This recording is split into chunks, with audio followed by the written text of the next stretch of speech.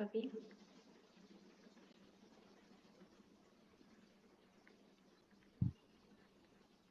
Can anyone hear me? I can hear. Yeah, I can hear you on WhatsApp. So, should we restart the interview? Yeah, I think so. Okay. Did you turn on the speaker? Yeah. On it.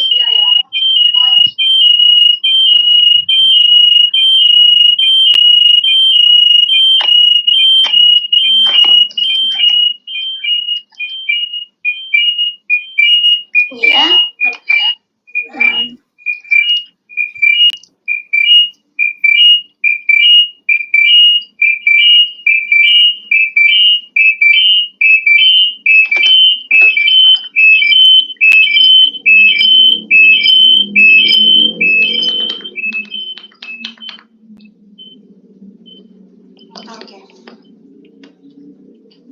Okay, so first and foremost, like I said before, hi, and thank you, Alana, for spending your time to join our interview session for today. My name is Sophie, and this is my partner,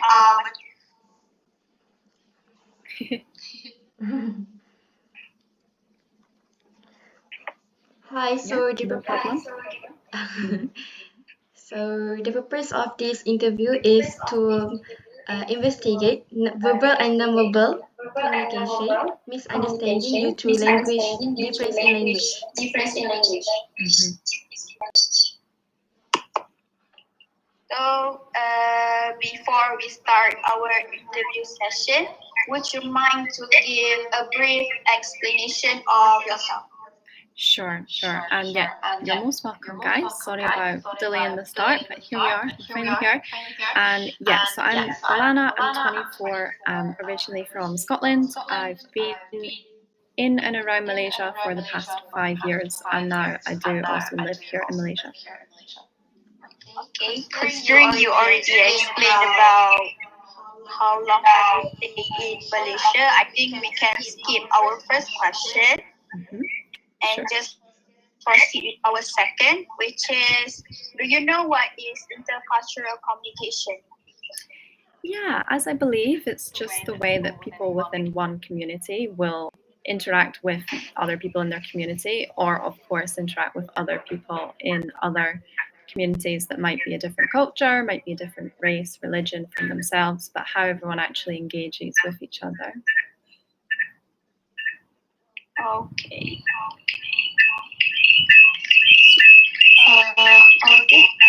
So how do you can you list some of Sofia? Can you optimize? So how do you find the interest? Can you list some of the benefits of learning intercultural communication? Sorry, what did you say? Can you list some of the benefits of learning intercultural communication? Sure. I mean, firstly, of course, people from different backgrounds, different religions, different cultures get to communicate with each other, right? Because it's the way that we actually get over barriers and, make friends. And it's the way that we realize, everyone's just one human, really. And that, people might communicate in different ways, but they might not necessarily mean it in a nasty way. They might not mean it in a bad way. So yeah, it's just important to be able to communicate effectively with others that might be a bit different from ourselves. Do you personally think that it is very beneficial for your interviews? I'm so sorry. Can you repeat that again? So do you think it is very beneficial for you to learn that skill? Yeah, like the most important thing, if you want to, leave your country and go make friends abroad, in other countries, or, Malaysia is such a melting pot of different cultures. So even if you want to make different friends in Malaysia, you know, it's like a skill that you must have, and you must try and work on a bit, or else you might be rude to someone without realizing. You might upset someone, you might make them feel the bad emotions like accidentally, just because you didn't know how they communicate, right? Yeah. So, how do you find the interaction with other culture as a foreigner so far? You know what? It's one of the things that us foreigners just absolutely love about Malaysia, is that everyone here is always so welcoming to us, and that's even coming from your different cultures that you have here in Malaysia. You know, like everyone's always so welcoming, everyone's so kind. So as a whole, I would say everyone's been so kind. Yes, people do communicate differently sometimes. Yeah. There are some people that might be quite direct. You know, like me coming from the UK, we say like fluffy and like polite about our language. You know, we always say like, may you please pass me this, kindly can you please do this for me. But here in Malaysia, the direct translation from different languages here might be far more direct. Pass me this, give me this. But to us British people, it's a little bit rude to say like this. We would definitely add in please, or may you please, can you please. So sometimes it can be a bit like, oh gosh, does that person even like me? Are they being rude to me? But in the end, we realize, oh no, it's just different, you know, language style, different cultural style. Okay. Um, so, Sophia, Okay. Sophia, can you mute the? So, how do you? Wait. Can you mute the your? We heard that you are marrying a Malaysian. Mm-hmm. So, how do you find the way that your husband talk is different compared to the men in your society? Yeah, it's a good question. Really is a good question. And this kind of leads on from the last answer, that sometimes the literal translation from my husband Abbasi's like first language, Bahasa Melayu, coming into English is way more direct translation than we would politely use in English. So sometimes, you know, if I was to make a comparison like you ask, it would be that sometimes the language seems more rude, but you can tell that the person doesn't mean to be rude. So then you realize it's just the language, it's just the translation, that maybe in Bahasa Melayu, the really like gentle, fluffy, really overly kind words are just maybe not there. So, and it's not needed when you speak in BM. Like now that I'm learning BM, I'm like, gosh, it's so direct, you know, pass me this, give me this, you know, have you eaten? Like we would say like, have you eaten? But just like, already eaten, you know, is the kind of more direct translation in BM. So yeah, it is like quite different. And if you don't know the person, you might think, oh gosh, you know, maybe men here are more rude than the UK, but it's not like that. It's just the language. And then you realize, yeah, the words are just different. So, which one is your preference between the way your husband speak or to the man in your culture? The comparison, which one do you prefer? Definitely my husband, of course, guys. But no, I mean, what did you say? Sorry, one second, guys. Just turn off the aircon. Yeah, no, definitely how my husband speaks, of course. But you know, it's just different. It's not really that I would have an absolute preference, because you know, the way my husband speaks, he speaks like that, so I can't change that. But it's just a bit different. But I don't really like one or over the other. Like it's just what you accept when you're going to marry someone in a different country, and that would go for anyone who's not like natively English. You know, anyone that's not from any country that first language is English. It's just what you would accept. Going to marry that person, you know, it's okay. It's no worries. I really don't have a preference, because the absolute understanding is still there. So, have you encountered any conflict that you may have experienced due to the verbal and non-verbal differences? I would say again, this just really links back to the directness that, not on like specific occasions, but like I would say in general, yes, sometimes the understanding is lost in the words because we both can't get the words we need for the other person. So on occasion that might happen, yeah, that just the language that's used would not communicate effectively exactly what the person wants. And in that case, then you both have to just try again with like a completely different sentence, for example. Maybe you can give one explanation of the situation, or One maybe example.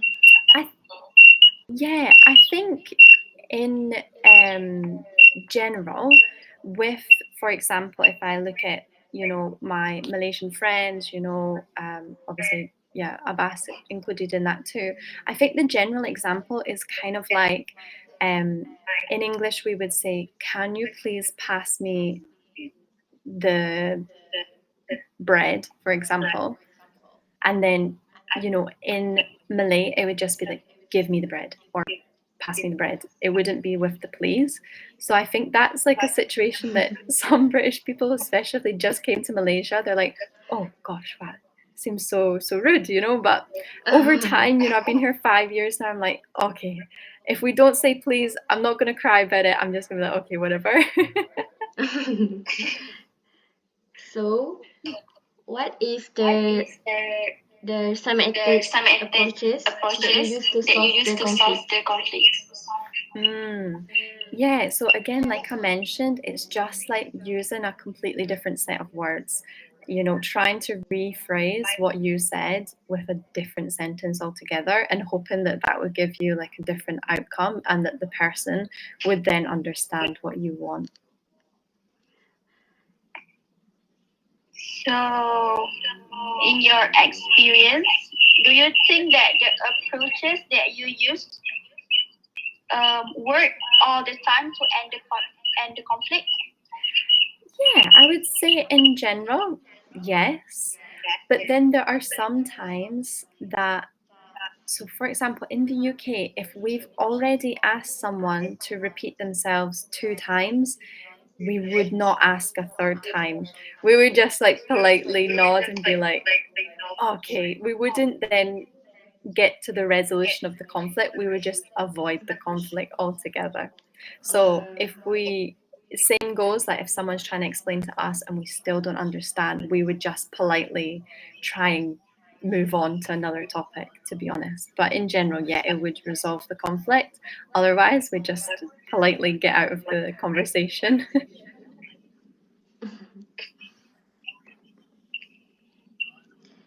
How do you find your verbal and non-verbal skills to be influencing your ways of solving conflict? Yeah, sorry, the first skill you asked was? How do you find your verbal and non-verbal skills Okay. influencing your ways of solving conflict? Yes.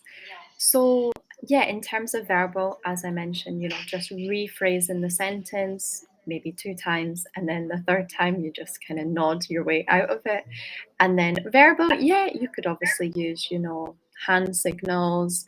If you really wanted to draw something, if you really wanted to, or of course, maybe use something like Google Translate or pictures on Google, something like that. You can definitely go down that way as well.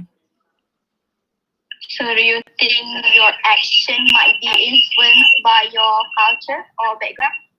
Yeah, absolutely. I'd say as a whole, like British people, we try not to be rude to others. Like Americans would just keep going and going and going until they got the answer. British people, as I say, after 2 times, if we've already tried, we're going to politely not make anyone feel embarrassed, not make anyone feel bad about themselves. So we just politely try and get out of the conversation. So that absolutely comes from my culture, my background. Yeah. So, can you share any tip or advice for individuals who are interested in becoming more culturally aware and fostering cultural understanding? Yeah, sure. I mean, obviously, the best way is just to get out there and travel different states here in Malaysia. Maybe even go, to the islands in Malaysia, like really like push yourself and go mingle with people you've never met before. And of course, another great way would be to travel outside of your country. But apart from that, you could absolutely find new friends at university that are maybe from different countries, find new friends online in a safe way. There's definitely different ways that you could talk with people to learn about their culture, and that in itself would teach you, intercultural communication for sure. And yeah, they're probably like the two best ways, either traveling yourself or meeting new people from different countries. So, can I ask one question? Mm-hmm. Um, you're now a YouTuber Mm-hmm. who make content about Malaysia. What is the first thing that made you feel interested in other culture, particularly Malaysian? Yeah, it's interesting because Malaysia was maybe like the fifth or sixth country that I traveled to. So I already was really interested in travel. But then when I came to Malaysia with my studying abroad year, I just fell in love literally with the different cultures that were here. Seeing so many cool people, living their lives so differently, but in one country, and everyone's Malaysian. I thought, wow, this is really cool. And there's just so much going on in Malaysia that foreigners we find so interesting. All the different religions, the different foods, of course, the great weather here, and above all, people are just really friendly here, and that makes us foreigners feel really at home.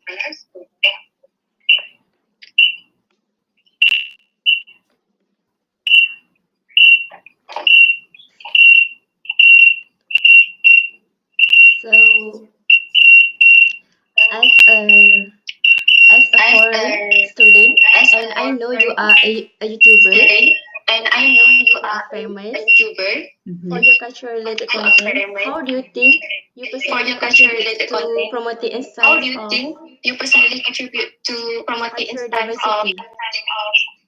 cultural diversity? Sorry, it's just a little bit echoey. You said, as a foreign student, what do you think? As a YouTuber who are well As known a for your culture YouTuber who related are well known content, for your culture how do you related think content, how do you think you personally contribute you to personally promoting a contribute sense of to promote a sense of culture diversity in your Mm-hmm. daily life? diversity in your daily life? Okay, sorry, it was just a little bit echoey there. I think I've understood your question, and just correct me if not. But yeah, I think you're asking, like, as a YouTuber, what am I kind of like contributing to other people's like cultural awareness of Malaysia, or just in general? Of Just in general. general. General. Okay, yeah, I mean, of course, my job, like, a lot of people from lots of different backgrounds will of course tune in and see the videos talking about culture. So I think, I'm very cautious that my platform is like a space where people will learn about Malaysia, will learn about, different things, religions, Islam, a lot about different foods. So I'm definitely aware that that happens on my channel, and I'm happy for that because I always promote Malaysia in a good way. And it's really cool that there's also a whole bunch of other content creators that, even travel to different countries, and their platforms are perfect places for people to go and learn about different cultures. So yeah, I'm very much aware of it, and I think, I hope it's a good platform for people to learn about different cultures, especially Malaysia, of course.